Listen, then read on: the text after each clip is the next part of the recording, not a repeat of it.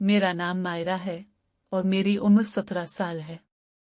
मैं एक normal middle class family से हूँ और इस वक्त 10वीं जमात में पढ़ रही हूँ।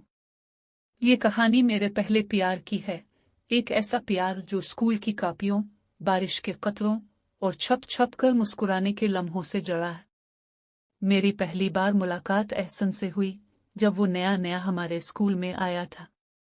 वो मेरे साथ ही क्लास में था, लंबा कद, सांवली रंगत और आंखों में कुछ अजीब सा सुकून।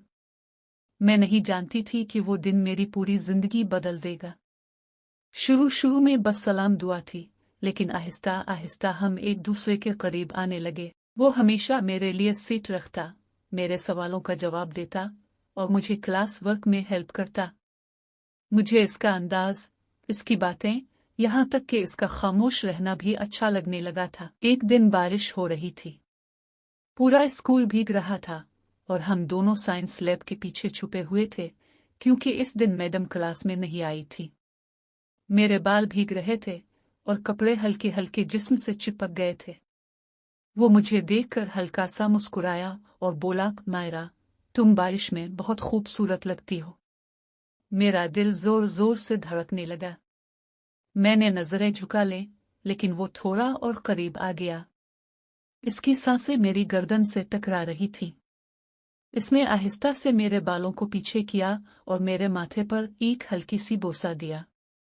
मेरी आंखें बंद हो गईं और जिस्म जैसे कांप सा गया। फिर उसने मेरे हाथ अपने हाथों में ले लिए और बड़ी नरमी से बोला, मैं नहीं जानता ये क्या है, पर जो कुछ भी है, ये सच्चा लगता है।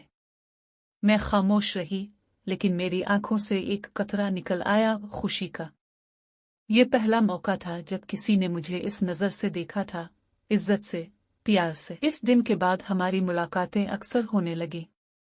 स्कूल की बैक साइड, लाइब्रेरी, छठी के बाद वापसी पर गली के कोने में हम एक दूसरे के करीब आते गए। एक दिन मैंने इससे पूछा, अगर तुम्हें कभी मुझसे दूर जाना पड़े तो? इसने मुस्कुरा कर कहा, तो मैं तुम्हारे दिल में रह जाऊंगा, जहां कोई दूसरा ना हो।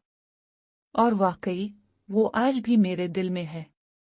शायद हमारी राहें अलग हो चुकी हैं, लेकिन वो लम्हे, वो छोटे छोटे पिल आज भी मेरे दिल की दीवारों पर चिपके हुए हैं।